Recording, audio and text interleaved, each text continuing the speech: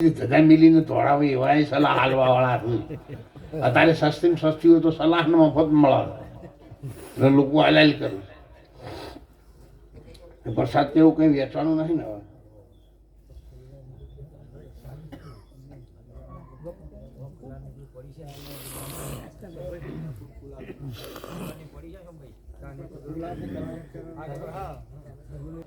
તમે વ્રત કરો છો, પૂજા કરો છો, અગરબત્તી કરો છો અને બીજાના ઓલે રોટલાય કરો છો, વહેલા ઉઠીને રૂપાળું વાળીને બીજાને ઘર હમુય અંધારાનું અને પછી કે અંબાજી માં સારું કરજો, પણ અંબાજી માં ખબર પડે છે એ બાજુ હાવણી ઉપર એટલે ખૂબ કશું આપણે નહીં કરું. દીકરીઓને એક દિવસની રોજી મળતી હોય 500-1000 રૂપિયા છે એક દિવસનો 12 મહિનામાં મને જે રોજી મળે એ મારે રણુજા હાલવી અને હાલવી. આટલું તમે નક્કી કરશો તો પણ ખૂબ સારું પરિણામ આવશે. લક્ષ્મી તમારે 2 શબ્દ બોલો બોલો બોલો. આવો 2 શબ્દ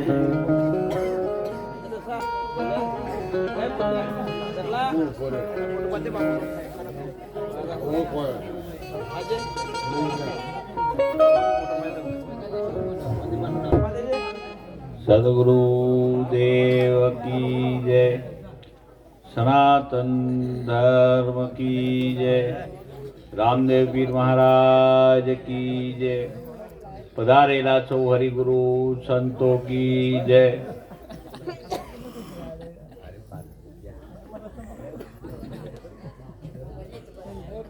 આપણે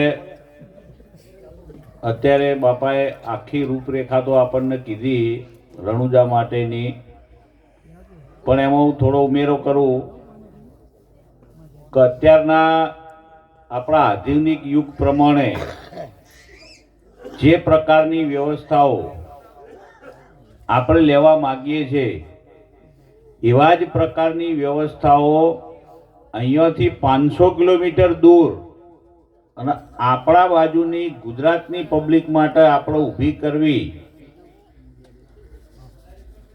તો એવા જ પ્રકારના કામો આપણે ત્યાં કરવા પડશે કે જે આપણને ભવિષ્યની અંદર ઉપયોગી થાય. માનો કે પહેલા ઘણા વર્ષો પહેલા અમે જતા ને ત્યારે એવી પરિસ્થિતિ જોયેલી છે કે જે અહીંયાથી ગયા હોય, કોઈ સંઘ લઈને ગયા હોય, ચાલતા ગયા હોય, શ્રાવણ અને ભાદરવાનો મહિનો હોય, લોકોને રોડ ઉપર ઊંઘેલા અમે જોયા છે. કારણ કે કોઈ જગ્યાએ ઊંઘવાની જગ્યા જ ના હોય, લોકો ઊંઘ કે હવે બસનો એક ટાઈમ નિશ્ચિત હોય, રેલવેનો સમય નિશ્ચિત હોય, એના સમય પ્રમાણે ચાલતી હોય, બાકીના સમયમાં કરવું શું? મંદિરમાં જતા હોય ત્યારે 2-2, 4-4 કલાક, 6-6 કલાક લાઈનમાં ઊભા રહીને અમુક ઉંમરલાયક વ્યક્તિ હોય, ખૂબ થાક્યા હોય, એમને સખત આરામની જરૂર હોય, તો આરામ કરવા ક્યાં જવું? પણ હવાનો યુગ એવો છે કે આપણે જેવું તેવું બનાવીએ તો પણ ચાલે એવું નથી કે ભાઈ પહેલાના જમાનામાં એવું ઘણા લોકો ગામડાની અંદર જતા તો ક્યાં બોર ઉપર નાહવાનું, ખુલ્લામાં નાહવાનું એવું બધું, પણ હવે આધુનિક જમાનામાં આ બધું સિટીઓમાં શહેરોમાં થઈ ગયું છે તો એ બધું શક્ય નહીં.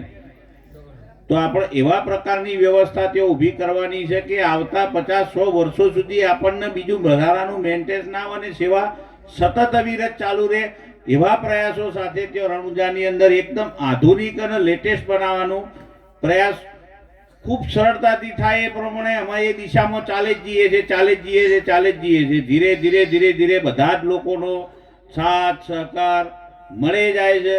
જેમ જેમ લોકોનો સાથ સહકાર મળી જાય છે ત્યાં એવા પ્રકારના કયા કામો કરવા એની એક યાદી પણ આખી તૈયાર થઈ ગઈ છે.